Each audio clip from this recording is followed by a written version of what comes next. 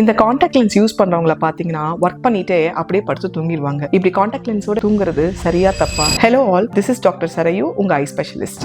டே டைம்ல நம்ம கருவிலிக்கு நம்ம சுத்தி இருக்கிற அட்மாஸ்பியர்ல இருக்கிற ஏர் மூலமா தான் ஆக்சிஜன் கிடைக்குதுங்க. இப்ப நம்ம காண்டாக்ட் லென்ஸ் போடுறதுனால நார்மலாவே நம்ம கருவிலிக்கு கிடைக்க வேண்டிய ஆக்சிஜன் பாதி கம்மி ஆயிடும். அதுக்கும் மேல நம்ம தூங்குற போது அந்த கருவிலிக்கு வர வேண்டிய ஆக்சிஜன் சப்ளைங்கிறது முழுசாவே குறைஞ்சிருதுங்க. நார்மலாவே காண்டாக்ட் லென்ஸ்க்கும் கருவிலிக்கும் இடையில பாக்டீரியா மத்த மைக்ரோ ஆர்கானிசம்ஸ் எல்லாம் ட்ராப் ஆயிடும். இப்ப நம்ம முழிச்சிட்டு இருக்கப்போ அடிக்கடி பிளிங்க் பண்ணுவோம் இல்லையா, அதனால அந்த பாக்டீரியாவோ மத்த மைக்ரோ ஆர்கானிசம்ஸோ இருந்தாலும் அது பீரியாடிக்கலா வாஷ் அவுட் ஆயிட்டே இருக்கும், வெளியே வந்துடும். அதனால டேமேஜ் காஸ் பண்ண முடியாது. இதுவே நம்ம தூங்குற போது நம்ம பிளிங்க் பண்ண மாட்டோம் இல்லையா, அப்ப என்ன ஆகும், கருவிலிக்கும் காண்டாக்ட் லென்ஸ்க்கும் இடையில கலெக்ட் ஆயிருக்கிற அந்த பாக்டீரியாவோ இல்ல எந்த மைக்ரோ ஆர்கானிசமா இருந்தாலுமே அது நம்ம கருவிலியை அங்கேயே தங்கி டேமேஜ் பண்றதுக்கு அதிக சான்ஸ் இருக்குங்க. நார்மலாவே நம்ம கண்ணை வந்துட்டு ஈரப்பதத்தோட வச்சுக்கிறது நம்மளுடைய டியர்ஸ் தான். இப்ப நம்ம தூங்குற போது அதோடைய செக்ரீஷனும் கம்மி ஆயிடுறதுனால நம்ம காண்டாக்ட் லென்ஸ் வந்துட்டு அந்த கருவிலியோட அப்படியே ஒட்டிக்கிறதுக்கு நிறைய சான்ஸ் இருக்குங்க. சோ இப்போ நீங்க லாங் டர்மா இப்படி காண்டாக்ட் லென்ஸ் போட்டுட்டே தூங்குனீங்கன்னா கருவிலியில ஸ்கிராச்சஸ், இன்ஃபெக்ஷன், புதுசா நியூ பிளட் வெசல்ஸ் இதெல்லாமே வர்றதுக்கு நிறைய சான்ஸ் இருக்கு. இதெல்லாம் ஆகுறதுனால உங்க விஷன் அப்படியே பிளர் ஆயிரும். சோ